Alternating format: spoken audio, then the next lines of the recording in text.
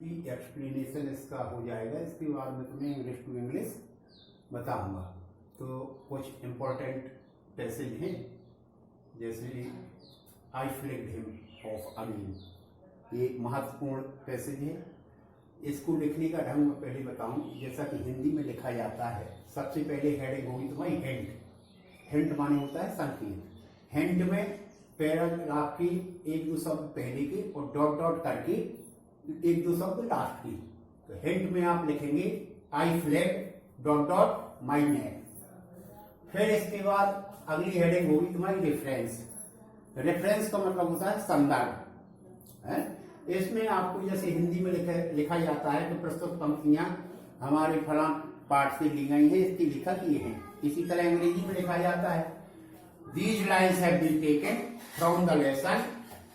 पाठ का नाम a fellow traveller, inverted comma के अंदर रहेगा ये टाइटल लेसन का।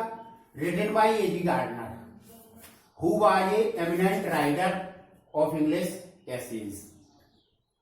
कॉन्टेक्स्ट, अगली हेडिंग होगी कॉन्टेक्स्ट। ये है प्रसंग। प्रसंग का मतलब होता है कि इस पैसेज में, इस गद्यांश में किस प्रसंग में बात की गई है, तो ये है context. During his rail journey, अपनी रेल की यात्रा के दौरान the writer was teased by a mosquito, लेखक को एक मच्छर के द्वारा परेशान किया जाता है। whom the writer calls his fellow traveller, जिसको लेखक अपना सहयात्री कहकर पुकारता है। अब अंतिम हेडिंग होगी तुम्हारी एक्सप्लेनेशन, व्याख्या। ये इंग्लिश टू इंग्लिश आपको लिखना है इसको। In this passage the writer points, writer author कुछ भी लिख सकते हो। In this passage the writer points out that he did not like rude mischievous behavior of the mosquito। इस पैसेज में लेखक ही बताता है कि वह इस तरह का अशिष्ट और शरारतपूर्ण व्यवहार मच्छर का पसंद नहीं करता। He removed him with a blow again and again। वह उसे मुट्ठी के घातक प्रहार से बार बार भगा देता है। Since the mosquito went on disturbing, लेकिन मच्छर उसे हमेशा परेशान करते हुए चल रहा है। कंटिन्यूअसली, लगातार। He removed his fellow traveler each time, वह प्रत्येक बार अपने सहयात्री को भगाता है। But the mosquito, लेकिन मच्छर was so rude, इतना अशिष्ट है, and misbehaved, और गलत व्यवहार करने वाला, that it continued its mischief, वह लगातार अपनी गलती करता है, शरारत करता है। And the writer could not sit in peace, और लेखक शांति से नहीं बैठ पाता इन द कंपार्टमेंट, डिब्बे में। ये इस तरह से आपको इंग्लिश टू इंग्लिश लिखना है। एक फेलो ट्रेवलर की एक्सरसाइज है, इसमें कुछ शब्द दिए गए हैं वोकैबुलरी में, एंटोनिम, सिनोनिम वगैरह। तो पहले सिनोनिम है, उसमें इम्प्यूडेंटली शब्द दिया गया है, इसका पर्यायवाची लिखना है। तो इसका पर्यायवाची होगा र्यूडली। इम्प्यूडेंटली मीन्स अशिष्टता पूर्वक, और र्यूडली मीन्स अशिष्टता पूर्वक है। इम्पर्टिनेंस, इम्पर्टिनेंस का सिनोनिम लिखना है, तो इसका सिनोनिम होगा डिसरिस्पेक्ट, माने बदतमीजी है। नेक्स्ट है अगस्त, AUGUST। अगस्त का सिनोनिम है मजेस्टिक, शाही, शानदार, MAJESTIC। चौथा है अगला एग्रीबल। एग्रीबल माने है स्वीकार करने योग्य, इसका सिनोनिम है एक्सेप्टेबल, ACCEPTABLE, स्वीकार कर लेने योग्य। नेक्स्ट सिनोनिम है लिंगर्ड, LINGERD। लिंगर्ड माने ठहरा हुआ, इसका सिनोनिम है स्टेड, STAYED। स्टे माने ठहरना, स्टे की सेकंड फॉर्म स्टेड, ठहरा हुआ। नेक्स्ट है निप्पी। निप्पी, NIPPY। निप्पी मीन्स शार्प, SHARP, तेज। निप्पी का सिनोनिम है शार्प।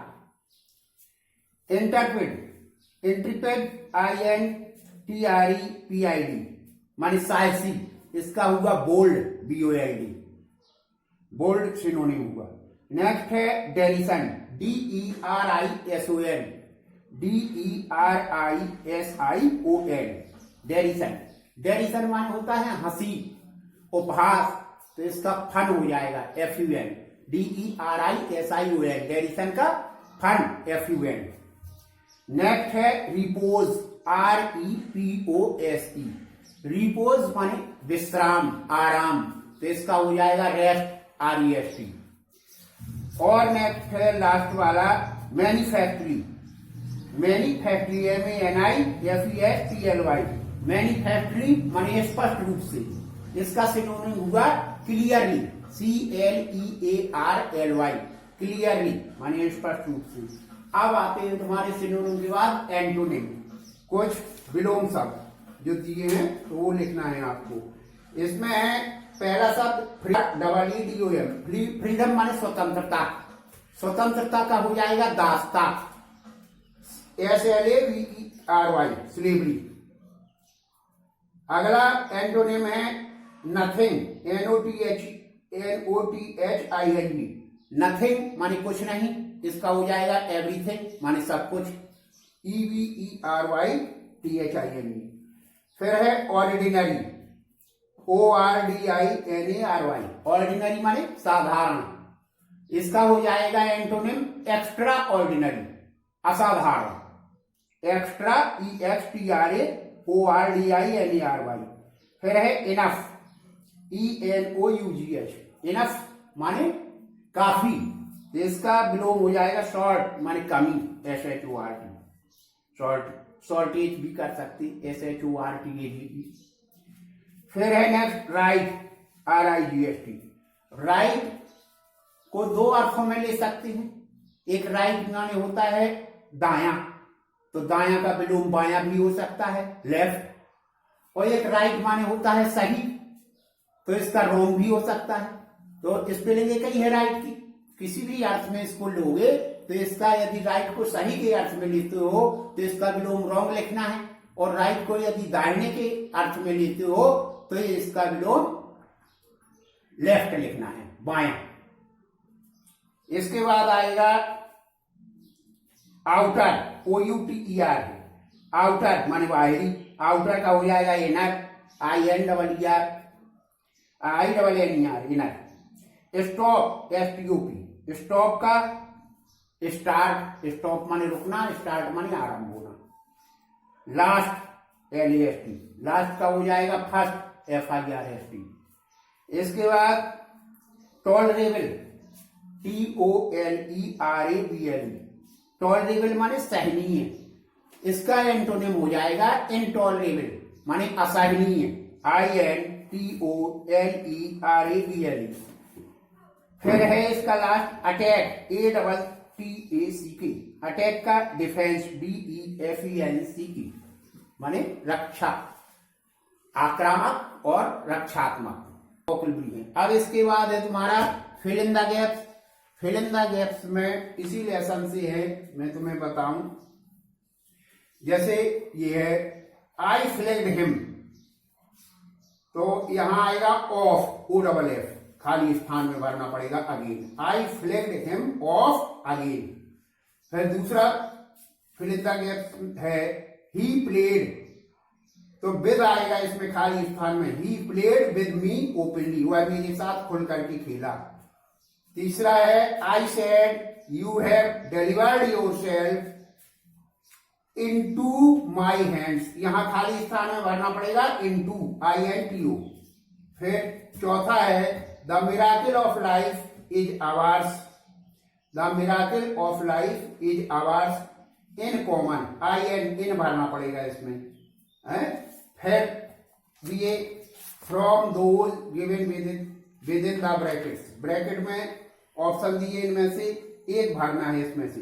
जैसे I do not know which of us got into the, अब यहां ऑप्शन दिए हैं कैरेज, करेज, कैटरेज, कॉटेज, तो इसमें है आई do not know which of us got into the carriage, मैं नहीं जानता कि पहले किसने प्रवेश किया, कैरेज माने डिब्बे में, है फर्स्ट पहले।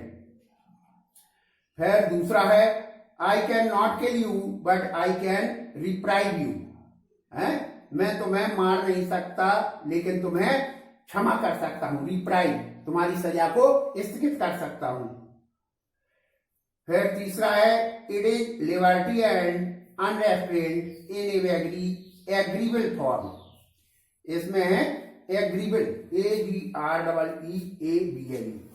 फिर लास्ट है he played with me openly, इसमें विद भरना पड़ेगा, है चौथी में।